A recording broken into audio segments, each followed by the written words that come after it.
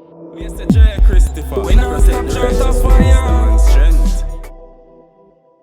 And the basic theme throughout this whole presentation is deregulation, exploitation, and consolidation. So, deregulation. Now, those of you, all of you are in the business, so you're going to know a lot about the history, but I want to give you the context. I'm going to walk you through a little bit of the history. So as you all know, when the TV network showed up, there was conflict between the TV networks and the cable business.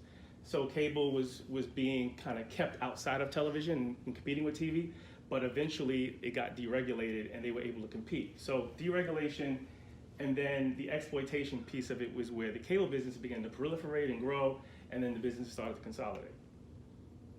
So back in the day, once upon a time, these are the guys that ruled the airwaves, right? ABC, NBC, and CBS. And as I mentioned earlier, the restrictions in the business kept cable out of the content business. They couldn't produce original content, they couldn't service urban markets, and they couldn't distribute content without long holdback periods. But then the God of deregulation allowed for there to be competition, and which resulted in lots of consolidation. So there was a growth in the cable business, you know, HBO, ESPN, MTV, Showtime, and the number of cable systems doubled in size from 3,300 to 6,600. Also, there was an explosion of subscribers in cable. Now, what was interesting, which we see repeated today, and I'll bring it back to this point later on, is the upstart networks like Fox, UPN, and WB they were trying to find they're trying to get their foothold in the content business, in the distribution content business. So they used black content as the means of building, you know, their platforms. So some of you may remember these networks, WB and UPN, they merged to become the CW.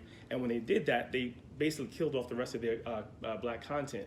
Fox, again, started out primarily focused on black content, but then what they ended up doing was shifting to a larger audience, which was basically young white males, which resulted in them being able to charge larger advertising rates for their content. And then we see the mergers and acquisitions in the telecom space, right? Disney buys ABC, AT&T buys TCI cable service, Viacom buys CBS. We see all of these mergers happening out of the result of deregulation. And then the three major networks get absorbed into these bigger conglomerates, you know, Disney, CBS, NBC, which all have smaller networks, a part of their conglomerates. But it's creating this really rigid ecosystem that's going to create lots of issues when they want to innovate and adapt to the changing landscape. So we end up with these 6 companies controlling 90% of mass media, right? Disney, Time Warner, Comcast, Viacom, CBS, News Corp. And what happens is they end up passing on really these huge expenses in cable bundles for their consumers because they're partnering with the pay TV providers. So the pay TV powerhouses, right? Comcast, AT&T, and Charter.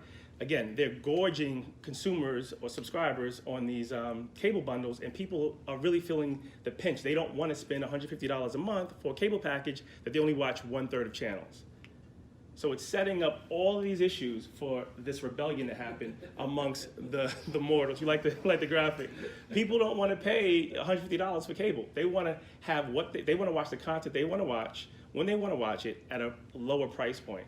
So here comes the rebellion has happened, and then we see the titans begin to emerge amongst the gods. Mr. J. Christopher, we never take church off fire.